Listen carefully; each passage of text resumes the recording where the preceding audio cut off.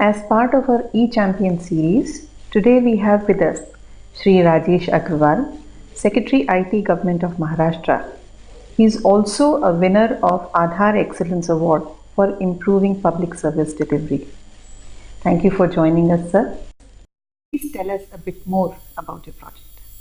Actually, in UID, we are not only focusing on numbers as well as quality of enrollments, but right from beginning, we have been very focused on what will we use, how will we use the Aadhaar numbers.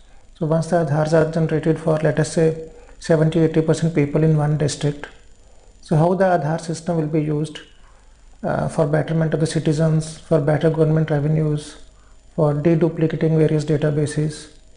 And right from day one, we were establishing an ecosystem along with the enrollment programs. So in that, Maharashtra is actually quite ahead of many other states, and we got an award for that, setting up a good ecosystem. So was this for a single project or there were multiple projects that got you this award? We did many pilot projects. For example, in Aurangabad city, about 18,000 people used to get old age pensions. So when we linked UID with them, we could link about 11,000. And then remaining 7,000, we did not prima facie assume that they were bogus. But our teams went home to find out whether somebody existed and had not taken UID cards.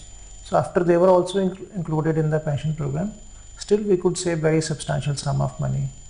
Similarly, in Pardha, we did various experiments of similar sort. That was one line of action, using UID for deduplication. Another, DBT, which we actually did almost 1.5 years before 1st June launch of DBT across the country.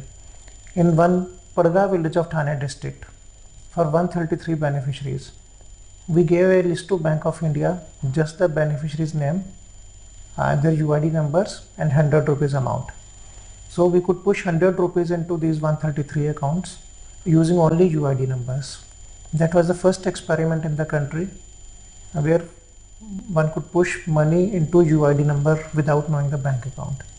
Then we expanded it to different bank accounts in the same one statement, which would touch NPCI servers and all. So that was the second thing we did. Third was focus on financial inclusion also right from the beginning. So more bank correspondents, business correspondents, setting up ecosystem for them, UID based micro ATMs, or even non-UID based micro ATMs, but database coming from UID. Okay. Encouraging banks to open bank accounts. And luckily RBI later on issued very clear instructions to all banks that Aadhaar letter will act as a proof of address as well as proof of identity. So the entire ecosystem. Sir, what steps are being taken to ensure privacy of citizens whose biometric data is being collected, and how is this data being made secure in the government ecosystem? We were one of the first ones to set up SRDH, State Resident Data Hub. So the entire data residing in UID Bangalore for Maharashtrian, for people of Maharashtra, that flows into our State Resident Data Hub, which operates from our state data center. We took a decision right in the beginning that we will download only demographic data and photographs, and we will not download the biometric fingerprints and iris. For that, we have set up a separate authentication module where it directly touches the UID servers in Bangalore or Noida. So in our state data center, we have data only demographic and photographs, which anyway is available in public domain. For example, voter lists, copies are officially given to all political parties, which contain all these details plus the photographs. So we are not in that sense keeping very sensitive personal data, biometric data in our servers, and we are relying on UID servers for more sensitive data, and we believe it's a very secure system. Sir, how is the data available on SRDH mapped to the databases of different departments, and how do you establish the identity of a person when he or she comes to seek a particular service? One is we have taken very systematic approach to data seeding of different databases with UID number. In the room next to mine in Mantralaya, we have set up a UID innovation lab which has best of hardware, best of software, and best of people from 4 or 5 different companies. So they keep on devising new methods of improving the seeding ratio of various databases by automated means. Then we also go home to collect data. We also encourage citizens to come to, for example, LPG dealers to give their data. Plus, we pioneered the self-seeding concept that if you had registered your mobile number at the time of UID enrollment, from that number you can give your ration card number or LPG number or any such similar thing through simple SMS, and automatically the database gets seeded. So you don't have to go to any government office to give your UID number for getting seeded. So once this seeding is complete, we use this in various ways. For example, almost all databases have now been modified to add a column of UID number. Second, all application forms, whether these are at CSCs or online application for scholarship or online application for recruitment, it is linked through APIs to the SRDH.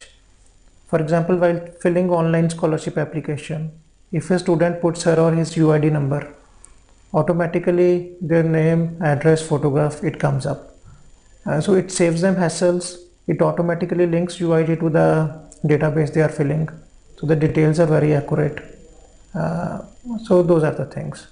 Then for example, in CSCs, we are making forms very smart. For example, we have linked on experimental basis electricity data with UIDs. And let us say somebody comes to Tehsildar that give me an income certificate of 30,000 rupees per annum. He gives his UID number. As I told earlier, the entire details pop up. At the back end, the MSCB data can raise an alert that his monthly electricity bill is 1500 rupees. How can his annual income be 30,000 rupees? So this sort of fraud detection and smartness inbuilt into the system. So that's really helping. And similarly, it's helping delete bogus names from various databases, whether it's scholarship or PDS or any other database. I think it's an excellent effort to deduplicate and clean databases. However, one of the major problems in public service delivery are the age-old processes, the manual systems. So what is being done in Maharashtra to make these processes more IT friendly and to encourage electronic transactions? Okay, that's actually the most important aspect in any e-governance project. And I have been telling all departments, and they have been very proactive about it, that we should not just map existing manual processes into a computerized process. In computer, we typically call it garbage in, garbage out. So we have to clean up our processes first, make them simpler. And I say that there are 5 components of a process.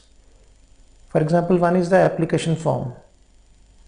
Typically in government, we ask for triplicate or we ask 100 parameters when only 3 would be sufficient. So we are simplifying the forms. Okay. Then the annexures to be attached with it. Sometimes we ask for 10 other papers to be attached with that particular application form. Can they be reduced to 2 or 3? One of our collectors did a survey that 90% of the time government is asking citizens information which the government itself has. For example, a copy of 7/12. 90% of it is utilized by government itself or by the institutes like banks. So why should the citizen be asked a copy of 7/12 as an annexure when asking for a loan? Correct. So citizens should just indicate their land survey number, and automatically the bank should cross-check from the database of land titles available with the government. So we are trying to set up those systems. Third is the process of fees. That used to be dramatically bad. We claim to have set up 1 lakh citizen service centers across the country. But the payment process, we said that please fill a bank challan of 100 rupees or 20 rupees. A bank challans can be filled at only at taluka levels, SBI branches or whatever bank is a treasury bank. So we simplified the payment systems so that citizens can do it much simpler way through net banking, debit card, credit card or cash at CSCs. Then fourth is the approval process.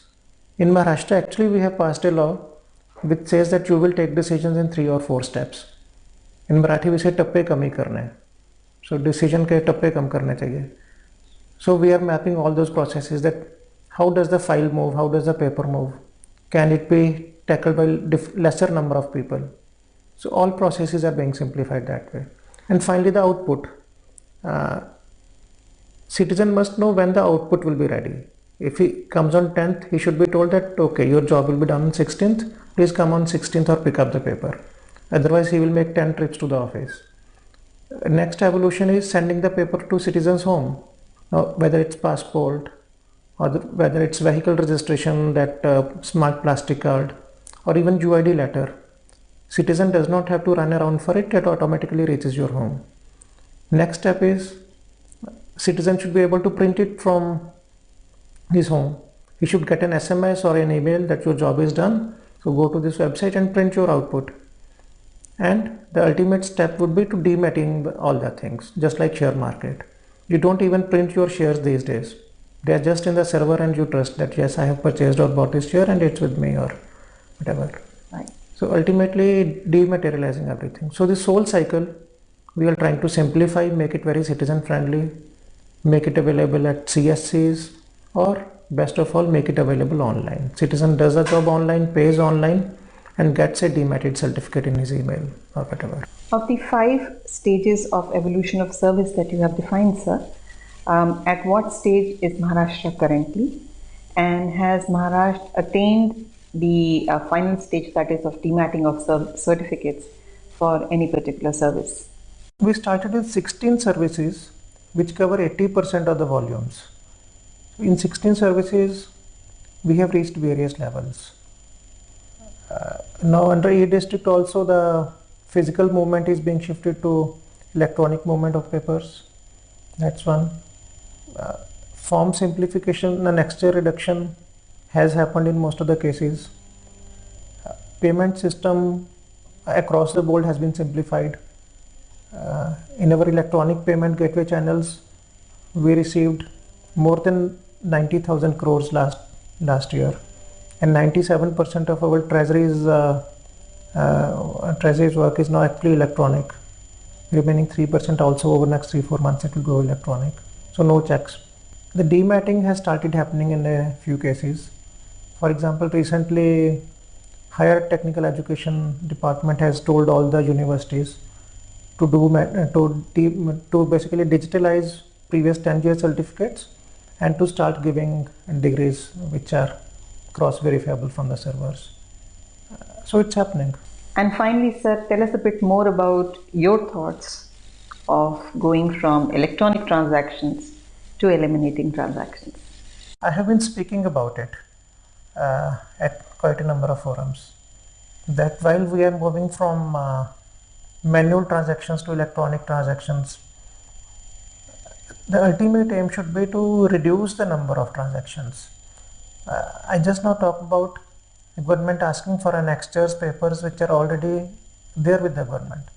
So for actually getting one thing done, citizen has to run around to 6 other offices, which results in 7 manual transactions or electronic transactions or a hybrid. So that way I'm talking of eliminated transactions. And I will just give an example. Earlier, after 10th class, in the month of May, June, July, lakhs of students in Maharashtra seeking admission in junior college, that is 11th standard, they would be collecting their papers from the government. Their 10th class results, the caste certificates, domicile certificates, character certificates from the principal and all. And this domicile certificate used to be quite a ticklish issue. So then government said, it launched a program, Sashan Tumchedari, government at your doorstep. You don't come to our offices. We will hold special camps at village level or school levels. Your collectors, tahsildar, senior officers will come. So hundreds of students would gather, and in a matter of 2, 3, 4 hours, they would get the work done. Then it went towards electronic transactions, online transaction. So sitting at home or wherever on a cyber cafe or CSC, you fill up the form, you get your this thing. Then our chief minister asked one question: can we eliminate it? If the student has done his 10th standard from Maharashtra, then don't ask for a domicile certificate. Only if he's migrating from outside, okay, then ask for all the papers, migration paper and all the other papers. So this one stroke, we went from manual to Sashan Tumchedari to electronic to eliminated transaction. So you can easily guess the students are happier with which model. Thank you, sir, for giving us your time and joining us. Thank you so much. So that was our conversation with Shri Rajesh Aggarwal, Secretary IT Government of Maharashtra, who's working towards not only making transactions electronic, but eliminating them altogether if possible. Thank you for joining us.